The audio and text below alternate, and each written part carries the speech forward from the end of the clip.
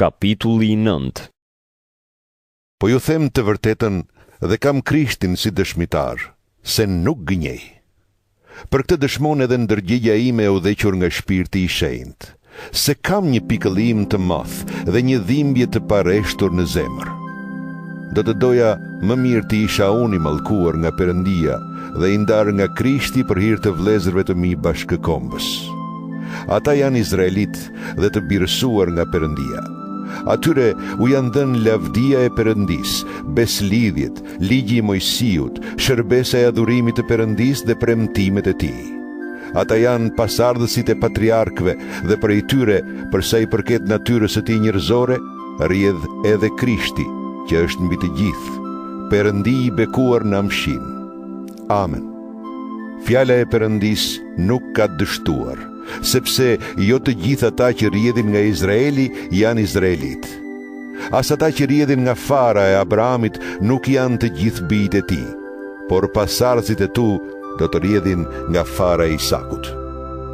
Kjo do të thotë se nuk janë bijtë nga gjaku ata që janë bijtë të Perëndis, por janë bijtë e premtimit ata që njihen si pasardhës. Sepse kjo është fjala e premtimit. Në kohën e dur do të vijë te ti dhe Sara do të bëhet me djalë.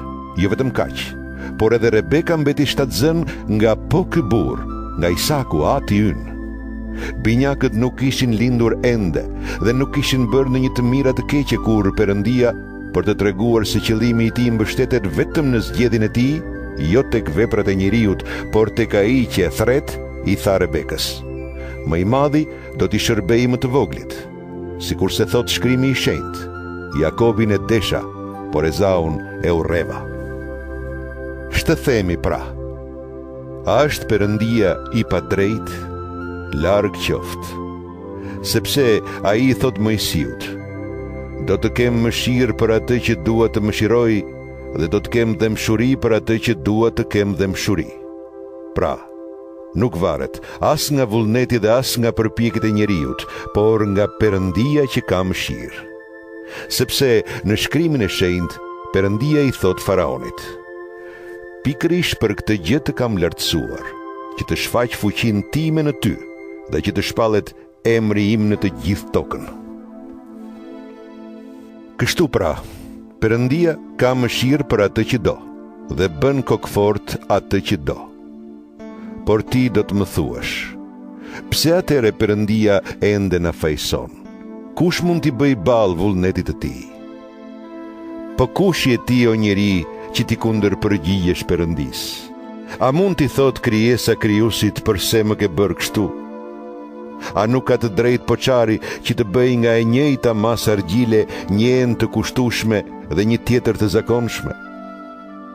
Megjithse Perëndia donte të shfaqte zemërimin e tij edhe të bënte të njohur pushtetin e tij, ai u tregua shumë i duruar me enët që e meritonin zemërimin e tij dhe që ishin bërë për të shkatëruar. Ai donte edhe të bënte të njohur pasuritë e lavdisë së tij atyre të cilëve u tregoi mëshirën e tij dhe që i parapërgatiti për lavdi. Këta jemi ne që na thiri Perëndia, jo vetëm nga judejt, por edhe nga kombet. Sikur se thot te Hosea: "Atë që nuk ishte populli im, do ta quaj populli im. Atë që nuk ishte e dashur, do ta quaj të dashur."